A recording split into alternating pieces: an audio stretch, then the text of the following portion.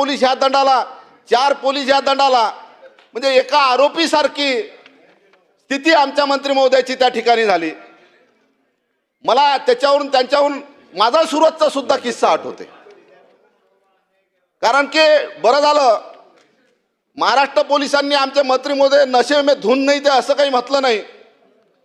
यासाठी मी सांगतो, ज्यावेळेस मी सुरतला होतो, सुरतला त्यावेळेस गुजरातच्या पोलिसांनी महाराष्ट्र के आमदार नितीन देशमुख नशे में धुन था इसलिए हमने उठा के ले गए.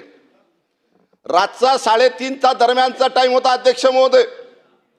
त्यावेळेस मी रस्त्याने सुसाट चालत होतो आणि गुजरातचे पोलीस 100-150 पोलीस माझ्या मागे येत होते.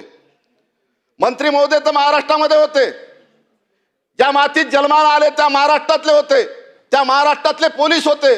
पण ज्या ठिकाणी मला सुरतला नेण्यात आलं होतं त्या ठिकाणी गुजरातचे पोलीस होते. 3:30चा टाइम होता. सकाळी 100 पोलिसांनी मला उचललं. एखाद्या आरोप्यासारखं का एखादी डेड बॉडी अशी उचलतात अशा पद्धतीनं मला उचललं आणि हॉस्पिटलमध्ये नेलं आणि जबरीनं मला माझ्या दंडामध्ये जबरीनं इंजेक्शन टोचले आणि दुसऱ्या दिवशी पेपरला बातमी आली, आमदार नितीन देशमुख को दिल का दौरा गिर गया. ही बातमी अध्यक्ष महोदय पेपरला आलं होतं. अध्यक्ष महोदय सारा महाराष्ट्राने बघितलं. अध्यक्ष महोदय संपूर्ण महाराष्ट्राने बघितलं, आमदार नितीन देशमुख को दिल का दौरा आ गया. अध्यक्ष महोदय मला संरक्षण द्या. अध्यक्ष महोदय ज्या पेपरला ज्या टीव्हीला जी बातमी आली, त्या टीव्हीवर जी बातमी आली की आमदार नितीन देशमुख को दिल का दौरा द्या, माझ्या कुटुंबाचं काय झालं अध्यक्ष महोदय, माझ्या परिवाराचं काय झालं अध्यक्ष महोदय. अशा पद्धतीनं टीव्हीवर बातमी येत असताना अध्यक्ष महोदय त्या महाराष्ट्रात कशा पद्धतीने आमच्या रडण्यात आला सुरतमध्ये. अध्यक्ष महोदय मला संरक्षण द्या. अध्यक्ष महोदय मला संरक्षण द्या. अध्यक्ष महोदय मला संरक्षण द्या. एक मिनिट अध्यक्ष शंभूराजे सन्मान्य अध्यक्ष महाराज, एक मिनिट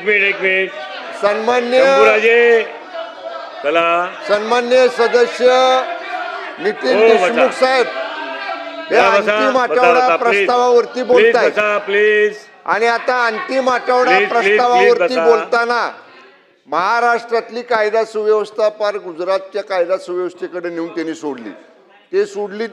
राज्याबाहेरचं ते बोलले ते तर रेकॉर्डवरनं आपण तपासून रेकॉर्डवरनं काढून टाका. नंबर 1.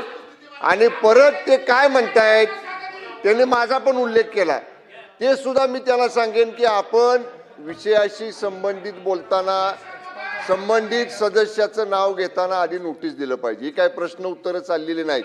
हा प्रस्ताव आहे आणि म्हणून नाही तुम्ही वस्तुस्थिती जरूर मांडा, पण ते जे बोलले ना अध्यक्ष महाराज ते दादांत खोटं आहे, त्याच्यामध्ये बिलकुल तथ्य नाही.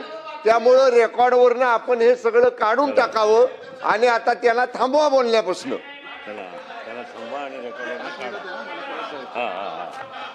अध्यक्ष महोदय शंभूराजे, मी वस्तुस्थिती अध्यक्ष महोदय मांडली. 1 मिनिट बसा, खाली बसा. अध्यक्ष महोदय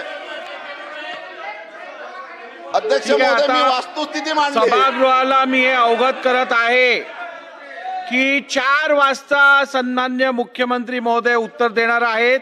3:30 वाजता उत्तर देणार होते, परंतु मी त्यांना 4 वाजता उत्तर द्यायची वेळ दिलेली आहे. त्यामुळे 4 वाजेपर्यंत मॅक्झिमम सदस्यांना बोलायचं आहे. आपल्याला अजून 30 सेकंदात आपलं म्हणणं संपवायचं आहे. चला अध्यक्ष महोदय, मी माझ्या पक्षाच्या वतीनं माझ्या पक्षाला जो टाइम असेल तो टाइम मी मागत आहोत. शिवसेनेला जो अधिकृतीचा टाइम असेल, अरे अध्यक्ष महोदय 30 सेकंद, आपण जर 30 सेकंद देत असाल तर मी बोलतच नाही. 30 सेकंदात काय बोलणार आहे माणूस? 30 सेकंदात काय बोलणार आहे माणूस? अध्यक्ष महोदय सुरू तर करा. 30 सेकंद आपण सुरू करा, मी बेल वाजवतो. अध्यक्ष महोदय मी वस्तुस्थिती आपल्या समोर मांडली. अध्यक्ष महोदय अरे बोलू द्या. अध्यक्ष महोदय संरक्षण द्या. अध्यक्ष महोदय मी वस्तुस्थिती मांडली. टीव्हीवर चॅनलवर बातम्या होत्या. अध्यक्ष महोदय आमदार नितीन देशमुख को दिल का दौरा आहे, बातमी मी नाही दिली. अध्यक्ष महोदय ही कोणा दिली त्याची चौकशी झाली पाहिजे अध्यक्ष महोदय. त्याची चौकशी झाली पाहिजे अध्यक्ष महोदय. अध्यक्ष महोदय, आज 3.5 वर्षाचा कार्यकाल झाला अध्यक्ष महोदय. या 3.5 वर्षाच्या कार्यकालामध्ये अध्यक्ष महोदय, सार्वजनिक बांधकाम विभागाच्या माध्यमातून अध्यक्ष महोदय 1 रुपयाचा निधी या 3.5 वर्षात आम्हाला मिळाला नाही. का आमच्या मतदारसंघातले लोक टॅक्स भरत नाही, आम्ही महसूल भरत नाही, आमच्या मतदारसंघातले लोक टॅक्स भरत नाही, आम्ही रोड टॅक्स भरत नाही. मी माझ्या मतदारसंघातले तुम्हाला इथं जिओ टॅकिंगचे फोटो आणले अध्यक्ष महोदय. 3.5 वर्षामध्ये हे जिओ टॅकिंगचे फोटो आहे अध्यक्ष महोदय. डिस्टर्ब करू नका, बसा, डिस्टर्ब करू अध्यक्ष नका. महोदय, अध्यक्ष महोदय बोलू द्या अध्यक्ष संजय. अध्यक्ष महोदय, 3.5 वर्षामध्ये सार्वजनिक बांधकाम विभागाने 1 रुपयाचा निधी अध्यक्ष महोदय आम्हाला मिळाला नाही. मी माझ्या मतदारसंघातले जिओ टॅकिंगचे फोटो आणले अध्यक्ष महोदय. का अध्यक्ष महोदय, आमच्या मतदारसंघातले लोक टॅक्स भरत नाही, आमच्या मतदारसंघातले रोड टॅक्स भरत नाही, इन्कम टॅक्स भरत नाही, घराचा महसूल भरत नाही. मग आमच्यावर का अन्याय? 2.5 वर्षापूर्वी आम्ही बघितलं नशीन मिळाले, पण आज तर आमचे भोसले साहेब राजे आहेत. राजानं कधी हे नाही करायला पाहिजे, भेदभाव करायला नाही पाहिजे. आज आम्हाला राजेकडून अपेक्षा आहे, मुख्यमंत्र्याकडून अपेक्षा आहे. कारण की हा जो निधी देत असताना हा निधी तुम्ही आमदाराला नका देऊ, मतदारसंघातल्या जनतेला निधी द्या अध्यक्ष महोदय. ज्या पद्धतीनं जिल्हा परिषदमध्ये PCI इंडेक्स असते त्या पद्धतीनं सार्वजनिक बांधकाम विभागाचाही सुद्धा PCI इंडेक्स करा महाराष्ट्रातला तयार, आणि महाराष्ट्रातल्या PCI इंडेक्स नुसार महाराष्ट्रातले रस्ते करा अध्यक्ष महोदय. आमदाराला नका निधी देऊ, रस्त्याला निधी द्या अध्यक्ष महोदय. हा काय लावला खेळ अध्यक्ष महोदय की आमदाराला निधी द्यायचा, रस्त्याला द्यायचा नाही. मग रस्ते कोण करणार आहे अध्यक्ष महोदय? असा भेदभाव का करू आले अध्यक्ष महोदय आपण? अध्यक्ष महोदय, माझ्या मतदारसंघात पारदच्या राखळमुळे 500 ट्रकचे रोज राखळचे ट्रक रोडले जातात. 500 ट्रक अध्यक्ष Conclude महोदय. करा. आणि राखळमुळे अध्यक्ष महोदय हे रस्ते खराब झालेले आहेत. कन्क्लूड करा. मग हे रस्ते कोण करणार आहे अध्यक्ष महोदय? अध्यक्ष महोदय, शेतकऱ्याच्या बाबतीत सांगायचं मध्ये अध्यक्ष महोदय, कर्जमाफीची अध्यक्ष महोदय घोषणा झाली, परंतु अद्यापर्यंत त्याच्या अटी शर्ती झाल्या नाही. अध्यक्ष महोदय, शेतकऱ्याचे काय हाल आहे हो अध्यक्ष महोदय? लाडल्या बहिणीला आपण 1,500 रुपये देऊ राहिलो, पण शासनानं कधी लाडल्या बहिणीच्या भावाचा विचार नाही केला. त्या भावाची परिस्थिती काय, त्या बहिणीची परिस्थिती काय? व आज लाडल्या बहिणीच्या भावाला कोणी पोरगी नाही देऊ राहिलं, शेतकऱ्याच्या पोराला कोणी पोरगी नाही देऊ राहिलं. प्रत्येक गावात अध्यक्ष महोदय एका गावात 35 वर्षाचे मुलं असे आहेत, 400-500 प्रत्येक गावामध्ये, कुठं 200 कुठं 300 शेतकऱ्याच्या मुलाला कोणी पोरगी नाही देऊ राहिलं. आपण 1,500 रुपये देऊ राहिलो. 1,500 रुपये त्या बहिणीची आपण मतं घेतो, पण त्या बहिणीच्या परिवाराचा विचार कोण करील अध्यक्ष महोदय? त्या बहिणीच्या मुलाचा कोण विचार करील? त्या मुलाचं परिवाराचं काय, त्या कुटुंबाचं काय? 1,500 रुपयात फक्त मतं घ्यायचे. अध्यक्ष महोदय, माझी विनंती आहे की या ज्या कर्जमाफीमध्ये अध्यक्ष महोदय 31 मार्च 2026 पर्यंत जे कास्तकार सतत असतील त्यांना कर्जमाफी देण्यात यावी अध्यक्ष महोदय, हे विनंती करतो अध्यक्ष महोदय. अध्यक्ष महोदय, घरकुलाच्या बाबतीत माझा एक विषय आहे अध्यक्ष महोदय. नाही, आता बस, तुम्ही पटलावर मांडा, पटलावर द्या, मी घेतो पटलावर. बसा बसा ना, बस, व्हेरी गुड, बसा. अध्यक्ष महोदय, कोट्यावधी रुपये खर्च करून अध्यक्ष महोदय आपण हे सभागृह भरवतो, आणि हा सामान्य जनतेच्या खिशातनं पैसा येतो. अध्यक्ष महोदय, कष्ट करून जनता व्यवसाय करून पैसे मिळवते, त्याच्यावर आपण कर भरायला लावतो, त्या करातनं आपलं हे सभागृह आणि राज्य आपण चालवतो. अध्यक्ष महोदय, जनतेच्या कष्टाचं चीज झालं पाहिजे की नाही? अध्यक्ष महोदय, मागील महिन्याभरात काय आपण हे अधिवेशनात बघितलं? कधी मंत्री अनुपस्थित राहतात, तर कधी अधिकारी अनुपस्थित राहायचे. IAS अधिकारी, मला वाटत नाही आता कोणी IAS अधिकारी तिकडं अदृश्य गॅलरीत बसले आहेत. आपलाही आदेश आता पाळायला तयार नाहीत. त्यामुळं अध्यक्ष महोदय, बऱ्याच वेळेला चित्र सभागृहाचं, मी 37 वर्ष सभागृहात आहे, अंतिम आठवड्याच्या शेवटच्या दिवशी एवढं सभागृह मोकळं क्वचितच पाहायला मिळतं. आणि अध्यक्ष महोदय, मुख्यमंत्री महोदय आणि मंत्री महोदय एकदा सभागृहातनं गेले की त्यांच्या मागे सगळ्या बाजूचे आमदार कामं करायला मागे जात असतील, असा माझा एक अंदाज आहे. अध्यक्ष महोदय, आपण कायदा करायला हे सभागृहात बसलोय आणि अध्यक्ष महोदय, कायदे पण कसे आपण बघितलं, आज सकाळी 3 कायदे इंट्रोड्यूस झाले आणि दुपारी सरकारचा हट्ट आहे की आत्ताच कायदे मंजूर करा. आम्ही वाचलेलेही नाहीत कायदे, म्हणजे काल मांडायचे होते, रात्री आम्ही अभ्यास करून आज सकाळी काहीतरी बोलू शकलो असतो आणि कायदा मंजुरी केला असता.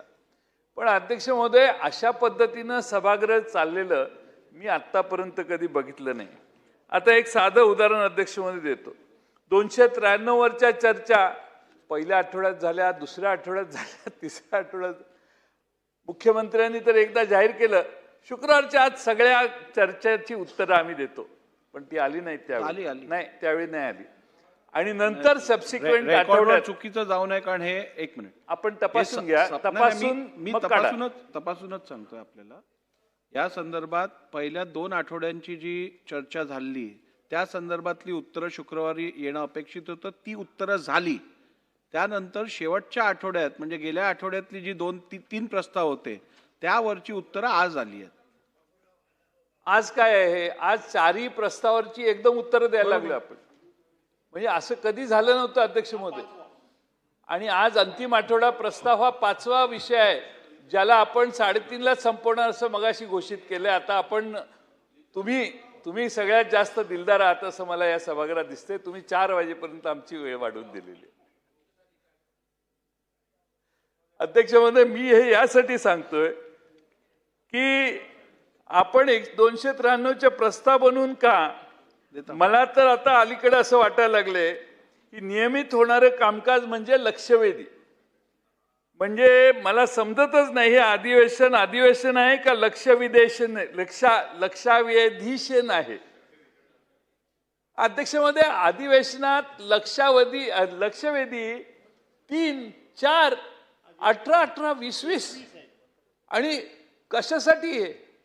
अध्यक्ष महोदय, मंत्रींनी सभागृहात कुठल्याही विषयावर भाषण केलं तर मंत्र्यांनी त्याला उत्तर दिलं पाहिजे.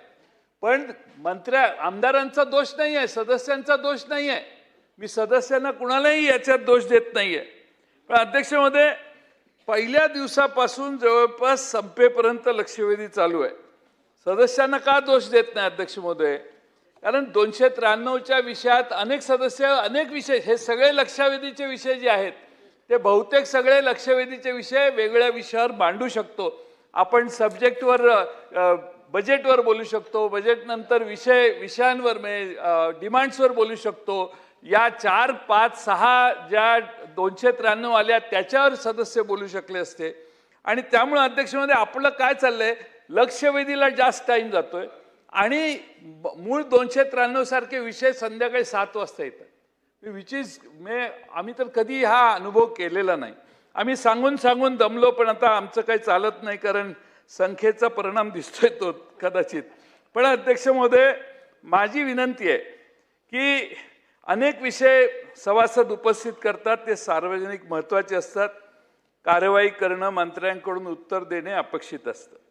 पण सर्व मुद्द्यांना उत्तर देणं शक्य नाही, आम्हालाही मान्य आहे, माझं काय तक्रार नाही. पण अध्यक्ष महोदय, जे मुद्दे राहतात त्याला लेखी तर मंत्र्यांनी उत्तरं पाठवली पाहिजेत आम्हाला.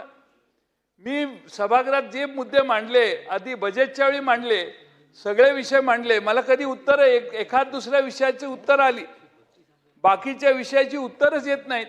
आणि परत आपण राईट ऑफ रिप्लाय नाही म्हणता. राईट ऑफ रिप्लाय नसला तरी एखाद्या सदस्याच्या मनात 1-2 शंका मुख्यमंत्र्यांनी किंवा मंत्री महोदयांनी केलेल्या भाषणाच्या नंतर असतील, त्याला संधी दिली तर त्याचं जरा म्हणजे हवा थोडी तरी कमी निघते. पण ह्याला काही स्कोपच नाही, हवा म्हणजे वाफ निघायला काही स्कोपच आपण ठेवलेला नाही. मला प्रश्न हा पडू लागला, चर्चा आज या प्रस्तावावरती चालू आहे की कामकाजावरती चालू आहे? नाही, अंतिम आठवडा आहे, आता निरोप घ्यायचा टाइम आलाय. निरोपाची भाषणं तर तिकडं होणार, त्यामुळं मी मुद्द्यावर येणारच आहे. मला वाटतं तुम्ही निरोप नाही, समाचार घेत आहात. नाही साहेब, मी तुमचा समाचार, मी तुमचा हितचिंतक आहे आणि तुमच्याबद्दल अशी भावना माझ्या मनात येणंच चाहता आहे.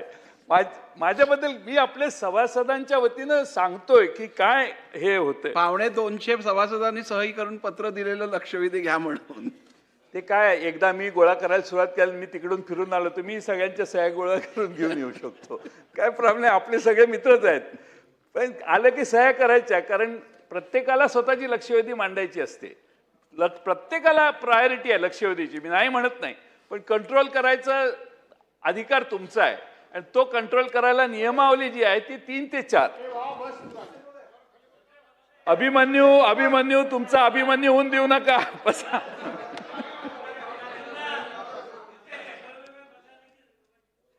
अध्यक्ष महोदय, खरं म्हणजे माझं एवढीच विनंती आहे की सभागृहाचं महत्त्व कमी होता कामा नये.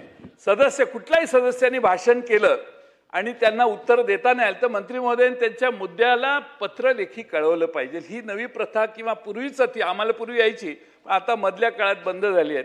ते जरी झालं तरी सॅटिस्फॅक्शन बरंच होईल.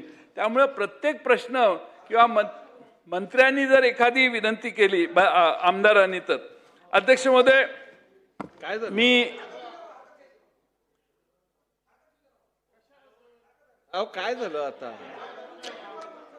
वेळ कमी आहे आपल्याकडे. अध्यक्ष महोदय, माननीय जयंत पाटील साहेब असतील किंवा माझे जे विजयभाऊ असतील किंवा आमचे भास्करराव जाधव सर असतील, हे वारंवार ह्या अधिवेशनामध्ये लक्षवेधीवर लक्ष करतायत. आम्ही नागपूरच्या अधिवेशनामध्ये तुम्हाला विनंती केली होती आणि तुमचं कौतुक पण केलं होतं की आमच्या लक्षवेधीच्या माध्यमातून आमच्या विषयाला न्याय मिळतो. आजही तेच मागणी आहे. 188 आमदारांनी तुम्हाला निवेदन दिलेलं आहे सही करून की लक्षवेधी व्हायला पाहिजे. तुम्ही मध्ये 1, 2, 3च लक्षवेधी घेतल्या होत्या. त्यावेळेस आमच्या नवीन आलेले आमदार आणि आमचे सगळे दुसऱ्या टर्मचे आमदार यांनी तुम्हाला आग्रह केला की लक्षवेधी घ्या. आपण ते घेताय. आमची विनंती आहे अध्यक्ष महोदय, ठीक, ज्येष्ठ सदस्यांनी यावर समाचार घेणं किंवा कॉमेंट्स करण्यापेक्षा त्या लक्षवेधीला समर्थन करावं, न्याय द्यावा. आणि माझी पाटील साहेब तुम्हाला विनंती आहे की लक्षवेधीच्या माध्यमातून न्याय मिळतो प्रश्नाला. आज सुद्धा मराठवाड्याच्या पाण्याचा विषय आहे, ते पण विषय आमचा लक्षवेधीच्या माध्यमातून मांडलेला आहे. त्यात न्याय मिळाला पाहिजे. तुमचं अभिनंदन करतो, तुम्ही लक्षवेधी चांगले घेताय पाटील साहेब, आणि हे पुढे जायला पाहिजे. धन्यवाद. चला पाटील साहेब. अभिमन्यू, हे पुस्तक वाचा आणि रात्री मला भेटा. याच्यावर काय मी जास्त उत्तर देत नाही. आणि आमदार सदस्यांच्या सह्याने सभागृह चालू शकत नाही. आमदारांच्या लक्षवेधीला न्याय दिला पाहिजे, पण 5 वर्षापूर्वी झालेल्या घटनेला नाही, गेल्या 10-12 दिवसात इमिजिएट झालेल्या ज्या घटना आहेत त्यालाच आहे. आपल्या पुढं भातकळकर साहेब बसलेले आहेत, तिकडं शेजारी 2-3 जुनी माणसं बसलेली आहेत. त्यांना विचारा, तुमचा जमानाच्या आमच्या जमान्यातले आहेत ते. त्यामुळे वेळ माझा जाईल म्हणून मी तिकडं लक्ष देत नाही. पण दुसरंही आहे, अनेक आयुध आहेत. लक्षवेधी हे एकच आयुध नाही, त्या दुसऱ्या आयुधाचा अभ्यास आपण अभिमन्यू करा. आपण अध्यक्ष महोदय, मी मागच्या आठवड्यात वरच्या सभागृहात एक नंदुरबार जिल्ह्यातलं जमीन संपादनाचा विषय लक्षवेधीच्या दरम्यान चर्चेला आला. महसूल मंत्र्यांनी SIT नेमून म्हणून जाहीर केलं, IPS अधिकाऱ्याचा समावेश करू म्हणून सांगितलं.